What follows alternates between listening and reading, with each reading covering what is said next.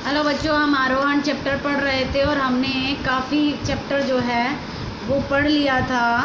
हमने I think chapter 13 तक हमारा हो गया था। 13 चैप्टर,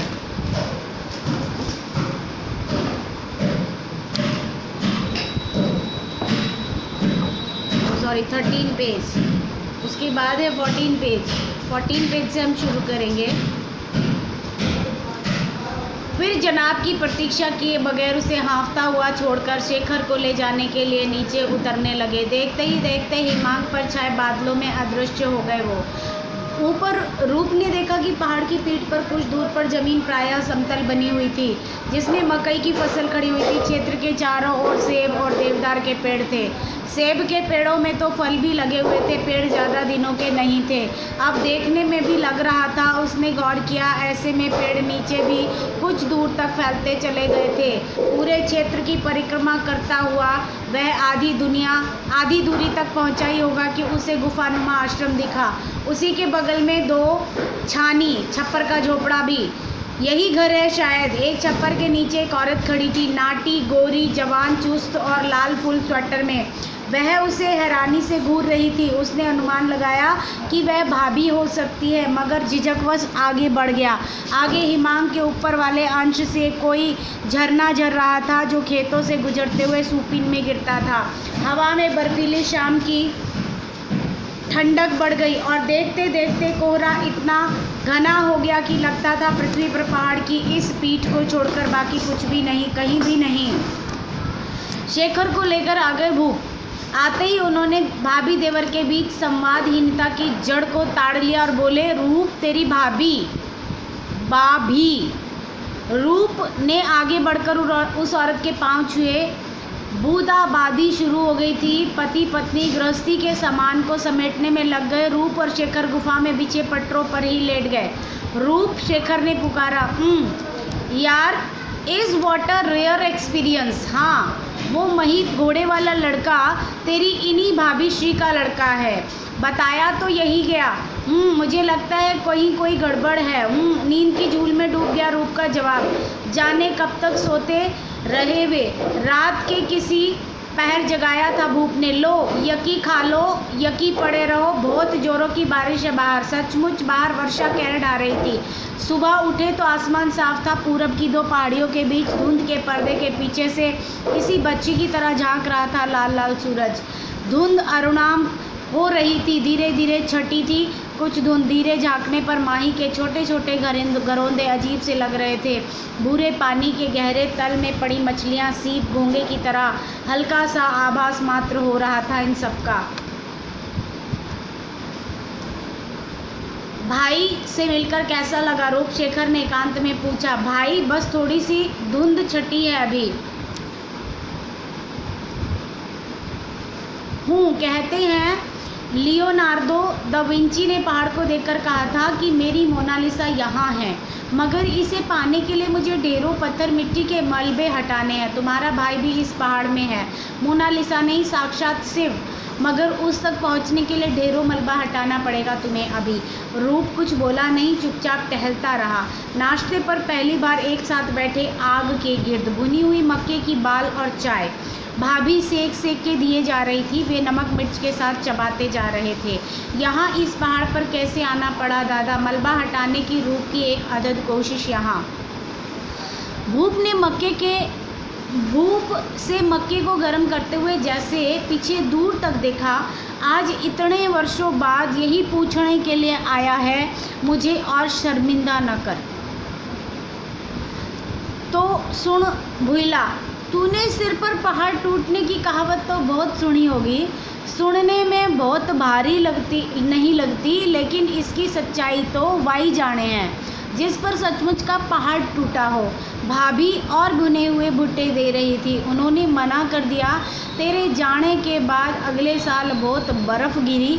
ये हिमांक पहाड़ इतना बोझ ना उठा सका, धसक गया और अपने 30 नाली, खेत, मकान, माँ बाबा सब दब गए मलबे में। मैं भी किसी तरह बच गया। छानी पर था, इसलिए वहीं से तबाही देखी थी मैंने। लाचार, असहाय। तू होता तो पहाड़ का मलबा क्या था, पहाड़ तक हटा लेते दोनों भाई, खेत भी खींचकर निकाल लेते, माँ बाबा को भी, लेकिन नहीं हो सका। वही पहाड़ कब्र बन गया सबका। भूप थोड़ी देर के लिए चुप हो गए। तू तो पहले से भाग चुका था मुझे अकेला छोड़कर। फिर मैं बहुत भटका, बहुत छटपटाया, लेकिन कहीं सहारा न मिला। सहारा देता भी कौन, सभी अपने अपने से ही तबाह। 10 किलोमीटर तक जगह जगह धंसा हुए थे, रास्ते बदल गए, नदियाँ बदल गई, इतनी बड़ी तबाही हो चुकी थी। और मैं खिसियाई आंखों से इस हिमांग को देखा करता, मौत की तरह फैला हुआ म्याल। भाभी चाय दे गई थी, दूध के अभाव में लाल चाय। भूप ने पहले गिलास की चाय में भाप से अपनी पनियाई आंखों को सेका, फिर गिलास को दोनों हाथों में दबा लिया। पता नहीं किस आत्मीय ऊष्मा की तलाश थी उन्हें। वे हैरान हो इसकी इस विचित्र लीला को देख रहे थे। तुझे बचपन में बाबा की सुनाई गई कहानी याद है? वे रूप की ओर मुखातिब हुए तो उनकी आंखें कुछ ज़्यादा ही चटक हो गई थी। वे एक नन्ही चिड़िया वाली, जिसे गीध ने कहा था मैं तुझे खाऊंगा नहीं। खैर मैं याद दिलाता हूँ। गीध के ऐसा कहने पर चिड़िया डर गई। पूछा क्यों? गीध बोला, इसलिए कि तू मुझसे ऊंचा नहीं उड़ सकती। यह अजीब ज़बरदस्ती का तर्क था। नन्ही चिड़िया ने धीरज धरकर पूछा, और अगर मैं तुमसे ऊंचा उड़कर दिखा दूँ तो? गीध उसके बचकानेपन पर हंसा, तो नहीं खाऊंगा। फिर तो दोनों में ठन गया मुकाबला। गीध के सामने भला उस नन्ही चिड़िया की क्या बिसात। लंबे लंबे फैने फहराए और उड़ गया ऊपर ऊपर ऊपर और ऊपर। चिड़िया डर गई, फिर भी उसने धीरज न छोड़ा। ऐसे में मरना है वैसे भी, तो क्यों ना मौत से दो हाथ करके ही मरूं, कम से कम मरने का मलाल तो नहीं रहेगा। फिर तो पूरी ताकत लगा दी उसने उड़ने में, लगा कि प्राण ही निकल जाएंगे। जान पे खेल गई चिड़िया और सारी ताकत लगाकर उड़कर बैठी गीध की पीठ पर। गीध अपनी बेहिसाब ताकत के गुरूर में उड़ता रहा, आकाश से भी ऊंचा। लेकिन चिड़िया को अब कोई डर न था। वह हर हाल में उससे ऊंचाई पर थी। मौत की पीठ पर ही जा बैठी थी वो। कहानी ख़त्म कर सामने के मंजर को देखने लगे भूप। उन्होंने बीड़ी सुलगा ली, एक कश खींचे, फिर बोले, तो भूला इसी तरह मैं भी आ बैठा मौत की इस पीठ पर, उसी की जिस मेरा सब कुछ निगल लिया था। धीरे धीरे मलबा हटाता रहा, आँखा थोड़ी बहुत खेती शुरू करी। अकेला अकेला लगा तो एक औरत ले आया नीचे से। कौन? शैला? रूप चौकन्ना हो उठा सहसा। हाँ, अभी तक तुझे याद है? इस बार भूप के चौंकने की बारी थी। एक क्षण को वह तराश हुआ चीतीदार चेहरा स्निग्ध होता सा लगा, फिर उस पर एक नामालूम सी धुंध छा गई। शैला के आने से खेती फैल गई, बर्फ जमी न रहे सो हमने खेतों को ढलवा बनाया। मगर एक मुसीबत, पानी कहाँ से आए? एक दिन पानी की खोज में हम चढ़ गए इस हिमांग के साबुत ऊंचे हिस्से पर। वहाँ हमने देखा कि एक झरना यूं ही उस तरफ सूपिन में बह रहा था। उसने मोड़ लेने से पानी की समस्या हल हो सकती थी, मगर बीच में ऊंचा था, यानी कि पहाड़ कटना था। हमने क्वार के दिन चुने जब रात को बर्फ़ जमने लगी थी, दिन को पिघलने लगती थी, मगर थोड़ी थोड़ी, यानी इतना ही नहीं कि धार तेज हो, इतना भी नहीं कि बर्फ़ जमकर सख्त हो जाए। बड़ी मेहनत के हम दोनों ने, मगर झरने को मोड़कर लाने में सफल हो ही गए आखिर। जाड़े में तो जम जाता होगा, फिर बर्फ़ से ढक जाता होगा यह सब? शेखर ने पूछा। अभी ही जम गया जी, भूप ने कहा, लेकिन गर्मी पाएगा तो पिघल जाएगा। ये पेड़ लगा रखे हैं ना, काफ़ी लकड़ी जमा कर लेते हैं, 24 घंटे आग जलती रहती है। बर्फ़ से आग को भिड़ा देते हैं। मगर भाभी गई कहाँ? मेरा मतलब शैला भाभी। वो तो बता रहा था कि तेरी भाभी के आने से खेती का काम कैसे बढ़ता गया। काम हम दोनों के बूते का ना था, फिर उनको बच्चा भी होने वाला था, तो हम ले आए दूसरी औरत। तेरी दूसरी भाभी। शैला से एक बेटा हुआ महीप। फिर एक दिन महीप अभी 9 साल का ही था कि उसकी माँ को जाने क्या सूझा कि एक दिन हरई से कूद गई सुपिण माँ। सब रह गए रूप और शेखर। सिर्फ झरने के नीचे के शोर को छोड़कर कोई आवाज़ नहीं कहीं। एक गहरी सांस लेकर भूप तब से बेटा जो नीचे उतरा तो फिर ऊपर नहीं आया। मैंने लाख मनाया फिर भी कल भी उसे आया देखी नीचे उतरा था। उसके पीछे पीछे दूर तक गया मगर उसने सुनकर भी ना सुना, देखकर भी ना देखा। लौट गया घोड़ी को भगाते हुए। मुझी को गुनाहगार समझता है अपनी माँ की मौत के लिए। चाह भूप की दूसरी पत्नी ने शायद विषयांतर करना चाहा। अरे रहन दे, ये साहब लोग हुए ना काली चाह नहीं पसंद करते। आप एक भेड़िया बकरी तो रख ही सकते थे, उन्हें चढ़ाने में मुश्किल भी नहीं आती, दूध भी मिल जाता।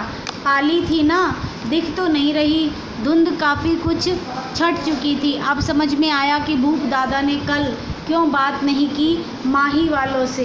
रात की बारिश से भीगी सलेटी मिट्टी पर सुबह की आलोक छाया में चलते हुए नीचे पसरी घाटी को दूर दूर तक देख रहे थे वे। उसके पीछे हिमांग का बाकी साबुत पहाड़ था जिससे नीचे उतरता झरना हिमायती होकर चांदी की राह सा दमक रहा था। इतनी ऊंचाई पर और इतनी ठंड में उसका जम जाना लाजमी था। वे हिम के पिघलने का इंतज़ार कर रहे थे और रूप और शेखर उनके अंदर के हिम के पिघलने का इंतज़ार। आखिर दोनों ही पिघले। तू गया, तेरे पीछे माँ गई, बाबा गए, फिर शैला गई, सबसे आखिर में महीप भी चला गया हमें छोड़कर। वे रुक रुक कर बोलते हैं। तू कहेगा चढ़, सिर्फ मैं रहा था, बाकी उतर रहे थे। मैं कहता नहीं, अपने अपने हिस्से की चढ़ाई तो सभी चढ़ रहे थे। चढ़ने का आपका अपना अपना तरीका है। थोड़ी देर तक हिम के पिघलने को यूं ही देखते रहे, फिर फावड़ा उठाकर किनारे के टकराव को ठीक करने चल पड़े। इस समय वे अकेले थे। उनका यह रूप उन दोनों में दहशत सी भर रहा था, सम्मोहित भी कर रहा था। उफ, कितने अकेले लग रहे हो रूप दादा इस वक्त। रूप ने धीरे से कहा, ऊंचाइयाँ तन्हा भी तो करती हैं। शेखर ने कहा। कटाव की मरम्मत कर आग के पास फिर लौट आए थे भूप।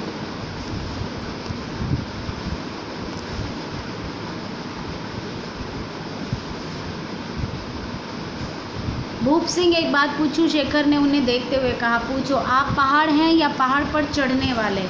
हम आपको क्या लगता है? दोनों ही। हंस पड़े भूप। शायद पहली बार बोले। हम कहाँ के पहाड़ हुए बुला, हम तो चढ़ने वाले ही हुए। दादा रूप का गला भराया। बहुत दुख झेले आपने, बहुत दुखों का पहाड़ लेकर चढ़ते रहे पहाड़ पर। अब बस करो। मैं तुम्हारा छोटा भाई तुम्हें अपने साथ लेवा जाना चाहता हूँ। मुझे सरकार की ओर से पक्का क्वार्टर मिला हुआ है। जितनी तनख्वाह मिलती है उससे आराम से रह लेंगे हम सभी। भूप गंभीर हो गए। ना हाँ कहा ना, एक बार चलकर देख तो आइए कि आपका भूला कैसे रहता है। भूप फिर भी निर्विकार बने रहे तो शेखर ने कहा, भूप भैया, मेरे पापा कहा करते थे कि क्लाइंबर माने चढ़ने वाले को अपनी सारी ताकत एक ही चढ़ाई में ख़त्म नहीं करनी चाहिए, कुछ ताकत बचा के रखनी चाहिए आने वाली चढ़ाइयों के लिए भी। IS साहब तो आपके बाबा का तरीका होगा, शौकिया चढ़ने वालों का तरीका। मेरे बाबा का तरीका वो तो वही है, गीद और नन्ही चिड़िया वाला। जहाँ ज़िंदगी और मौत में जंग छिड़ी हो वहाँ बैलों की डकार में अधूरा रह गया वाक्य। ओह, इन बंदों को तो मैं भूल गई आज। भूप को जैसे उसकी सुध अब आई हो, फिर जोर से बोले, सुन लिया सुन लिया। रूप और शेखर ने एक दूसरे की ओर हैरान होने वाली नज़रों से देखा। तो बैल भी हैं यहाँ पर, मगर ये आए कैसे? बैलों को बाहर धूप में निकालकर बांधा भूप ने, छोटे नाटे पर पोस्ट बैल। उनकी पत्नी ने भोजन बनाना छोड़कर हाथ में घास लाकर डाल दिया उसके सामने। भूप भैया, ये बैल कैसे आए यहाँ? शेखर ने पूछा। कैसे आए आप ही बताओ जी। सुना बड़ा मैड माइंड रखते हैं IS वाले। शेखर कुछ इस कदर पराभूत था कि भकुआ गया। अजी कंधे पर ढोके ले आए इन्हें। और कैसे? भूप ने कहा। कंधे पर इन्हें क्यों? अपनी तो 2 औरतों को कंधे पर लाद के ला सकता हूँ, आप दोनों को ला सकता हूँ, इन्हें नहीं ला सकता। अजी देखो, इतने बड़े बैल तो चढ़ नहीं सकते ना। सो नीचे से एक छोटा बछड़ा ले आए पहले, फिर दूसरा, फिर ये हयाई पलकर बैल बने। लेकिन ये नीचे कैसे उतरेंगे? भूप ने कोई जवाब ना दिया। हंसुए से मकई की डंठलों को काटते रहे। ये पहाड़ कभी भी धंस सकता है। मालूम है, इसका छोटा सा वाक्य बेहद ठंडा था। बहुत देर तक मंडराता रहा उसका आतंक। यह तो सरासर खुदकुशी है।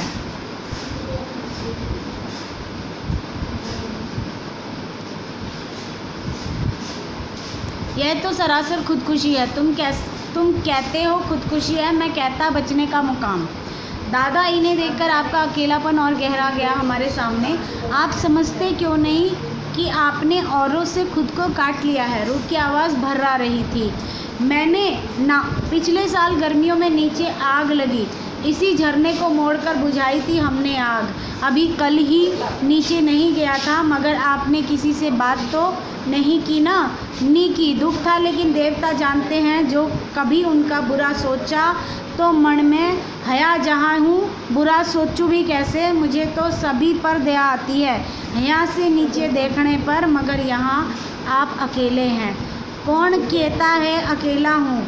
यहाँ माँ है, बाबा है, शैला है, सोए पड़े हैं सब। जिहाँ महीप है, बलद है, मेरी घरवाली है, मौत के मुंह से निकाले गए खेत हैं, पेड़ है, झरना है। इन पहाड़ों में मेरे पुरखों, मेरे प्यारों की आत्मा भटकती रहती है। मैं उनसे बात करता हूँ।